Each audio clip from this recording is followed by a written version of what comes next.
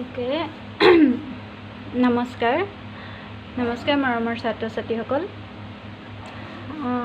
মই তোমালোকলৈ লৈ আহিছো অধ্যায় 4 চিৰিয়াখানা দৰ্শন চেপ্টাৰটো বুনিয়াদ কিতাপৰ হয় ক্লাছ 6ৰ মই ইয়াৰ কোৱেশ্চন আনসাৰসমূহ তোমালোকলৈ লৈ আহিছো যেহেতুকে তোমালোকে কেইজন মানে মোক মেছেজ কৰি কৈ আছিলা ओके यार प्रथम क्वेश्चन तो होइसे एक नंबर प्रथम क्वेश्चन तो होइसे घरसिया जंतु बुली कोनभुर जंतु कुआ হয় ठीक আছে घरसिया जंतु बुली कोनभुर जंतु कुआ হয় ठीक আছে यार उत्तरটি হৈছে যিভুৰ জন্তুক আমি ঘৰত আনি পোহ মনাও সেইভুৰক পোহনীয়া বা ঘৰচিয়া বুলি কোৱা হয় ঠিক আছে যিবিলাক জন্তুক আমি ঘৰত আনি আলপছন ধৰো বা ঘৰত পোহো সেইভুৰ জন্তুকে ঘৰচিয়া জন্তু বুলি কোৱা হয় ঠিক আছে ওকে খ নম্বৰ প্ৰশ্নটো হৈছে নীলিমক চিৰিয়াখানালৈ যাবলৈ কোনে কৈছিল ইয়াৰ খ নম্বৰ প্ৰশ্নটি হৈছে নীলিমক চিৰিয়াখানালৈ যাবলৈ কোনে কৈছিল ঠিক আছে ইয়াৰ উত্তৰটি হৈছে নীলিমক চিৰিয়াখানালৈ যাবলৈ আইতাকে কৈছিল নীলিমক চিৰিয়াখানালৈ যাবলৈ আইতাকে কৈছিল ঠিক আছে ওকে গ নম্বৰ প্ৰশ্নটি হৈছে ভালুকৰ বিষয়ে ককাইকে কি বুলি ক'লে ঠিক আছে গ নম্বৰ প্ৰশ্নটো হৈছে ভালুকৰ বিষয়ে ককাইকে কি বুলি ক'লে ককাইকে নহয় ককাকে ভালুকৰ বিষয়ে ককাকে কি বুলি ক'লে ওকে ইয়াৰ উত্তৰটি হৈছে ভালুক বনৰীয়া জন্তু যদিও কিছুমান মানুহে ইহঁতক পোহে ইহঁতৰ জৰিয়তে মানুহৰ পৰা পইচা ঘটিবলৈ ব্যৱহাৰ কৰে ঠিক আছে পিছে মনে মনেহে কৰে এইবোৰ আইনৰ বিৰুদ্ধ ঠিক আছে বিৰুদ্ধ নহয় বিৰোধী হয় স্বীকাৰ লাগিব ওকে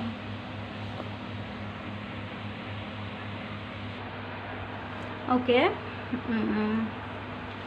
ओके भालुक বনৰীয়া জন্তু যদিও কিছুমান মানুহে ইহঁতক পোহে ইহঁতৰ জৰিয়তে মানুহৰ পৰা পইচা ঘটিবলৈ ব্যৱহাৰ কৰে পিছে মনে মনেহে কৰে এইবোৰ আইনৰ বিৰোধী ঠিক আছে নেক্সট কোৱেশ্চনটো হৈছে ঘ নম্বৰ শ্ৰেয়াই কিহলৈ ভয় কৰিছিল ওকে শ্ৰেয়াই কিহলৈ ভয় কৰিছিল ঠিক আছে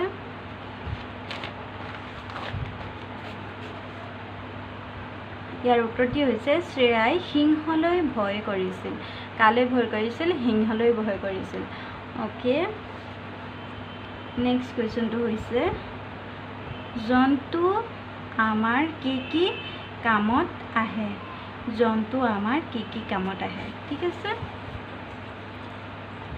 ইয়াৰ উত্তৰটি হৈছে জীৱ জন্তুবোৰে আমাৰ বহুতো উপকাৰ কৰে যেনে ঘোঁৰা গাধ হাতী উট আদিয়ে বোজা কঢ়িয়াবৰ বাবে ঠিক আছে গাই ম'হ ছাগলী আদিয়ে গাখীৰ দিয়ে ভেড়া নোমৰ পৰা ঊণ তৈয়াৰ কৰে ঠিক আছে আমাক বিভিন্ন কামত কি হয় জীৱ জন্তুৱে সহায় কৰে যেনে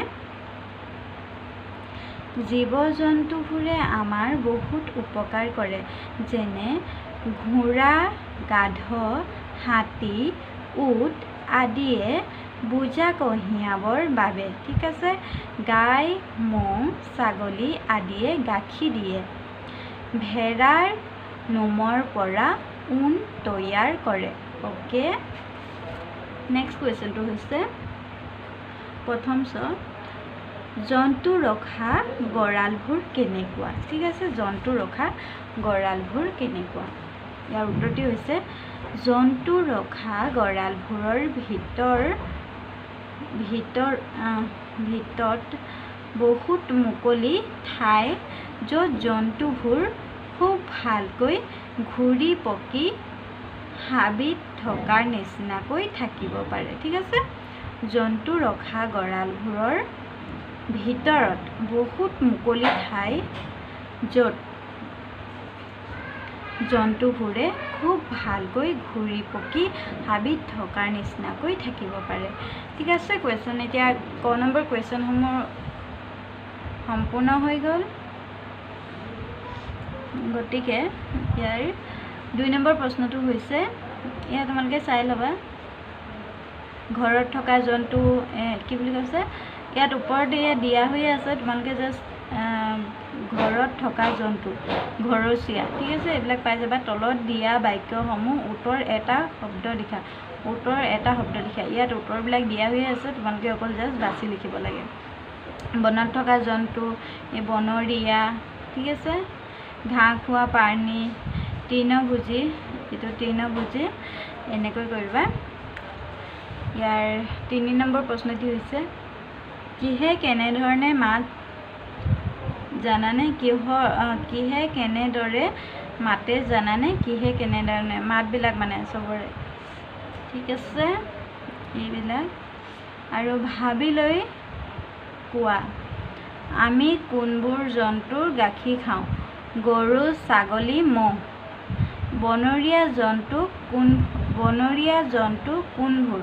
সিংহ, বাঘ, জিৰাফ। ঠিক আছে, মই অকল তিনিটা জন্তুৰ নামে লিখি দিছোঁ। অসমৰ হাবিত সিংহ আছেনে? অসমৰ হাবিত সিংহ আছে, ঠিক আছে।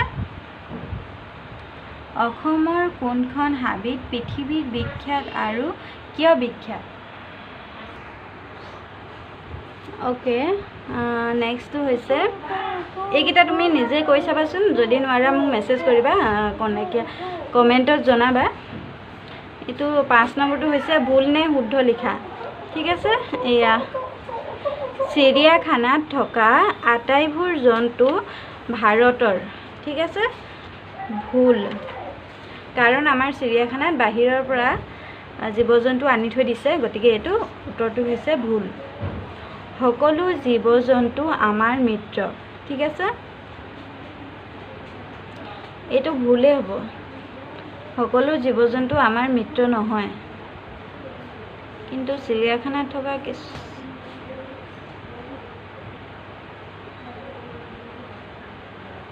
সকলো জীৱ জন্তু আমাৰ মিত্ৰ নহয়, ঠিক আছে, এইটো ভুলেই হয়। এইটো শুদ্ধ হয়, শুদ্ধ, ঠিক আছে। ঘৰচীয়া জন্তুকে পোহনীয়া জন্তু বুলিও কোৱা হয়, শুদ্ধ। শ্ৰেয়াই নীলিমৰ পেহীয়েকৰ জীয়েক, ভুল। চিৰিয়াখানালৈ নীলিমহঁতক টিকেট নকৰাকৈ গৈছিল, ভুল, কাৰণ চিৰিয়াখানালৈ গ'লে আমি টিকেট কৰিবলগীয়া হয়, ঠিক আছে। গতিকে আজি মোৰ চেপ্টাৰটো শেষ হৈছে, আৰু নেক্সট তোমালোকে কমেণ্ট কৰি জনাবা তোমালোকক কোনটো চেপ্টাৰ কুৱেশ্যন এনচাৰসমূহ প্ৰয়োজন হৈছে, ঠিক আছে, বাই।